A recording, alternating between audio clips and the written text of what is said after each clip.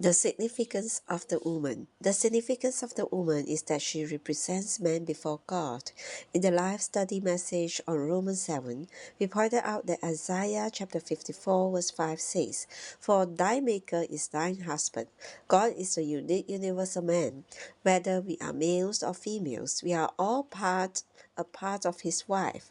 Man's position is not the position of the husband, it is the position of a wife. God is our husband. The headship is with God, not with us, not even with the man.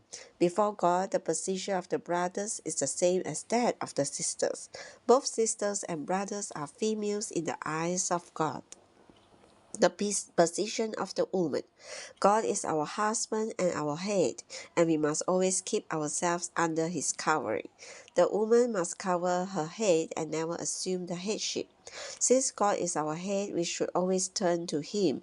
By the Lord's mercy, I have learned of him. If I had been Eve in the garden and the devil had come to me, I would not even have looked at him. I would have turned to my husband and hidden myself behind him. I would have let Adam be the head and let him exercise his headship. Then there would have been no problem. The failure of the woman. The failure of the woman consisted in being over the man and assuming the headship. This failure on Eve's part typifies man's assuming the headship and signifies his being over God and putting God aside. This same principle operates today.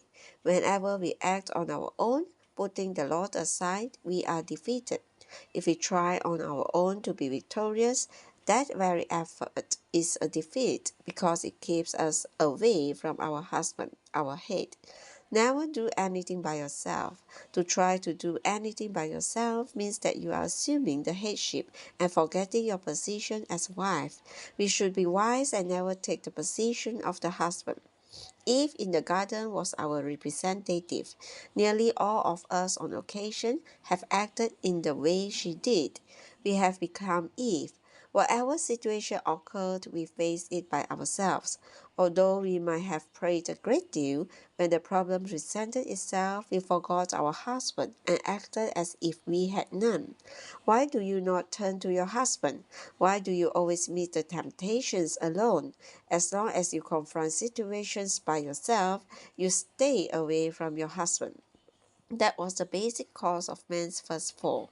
As a minister of the word, I must learn the lesson of not speaking by myself. While I am speaking, I must rely upon my husband. I must hide myself in him and be one with him. If I fail to do this, I will become another Eve and will be defeated. Now we can see that we should not blame Satan too much.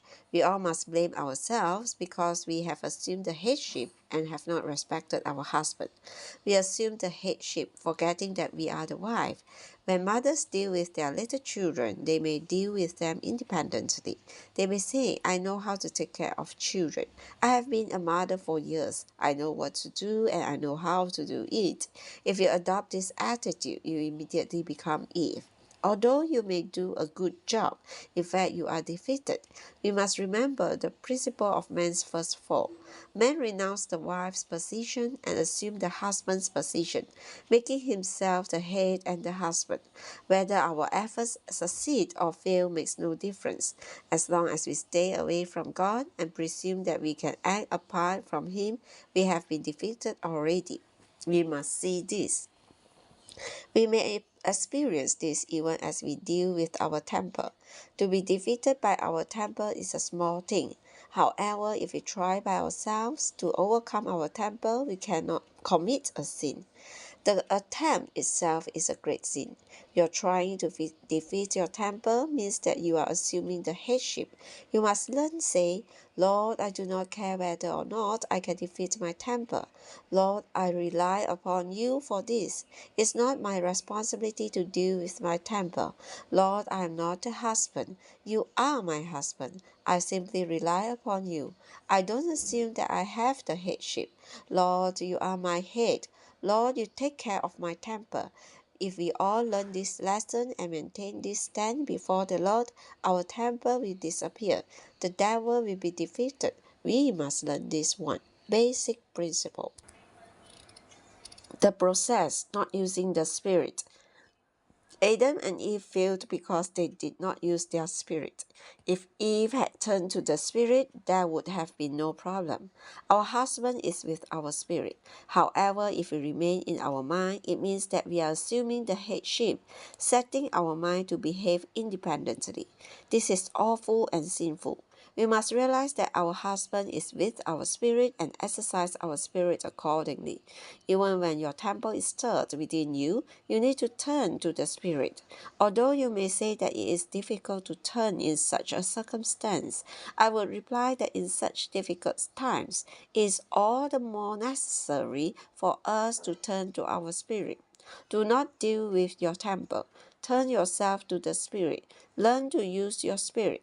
All Christians know how to pray and ask God to help them, but few of them know how they have a spirit to which they can turn.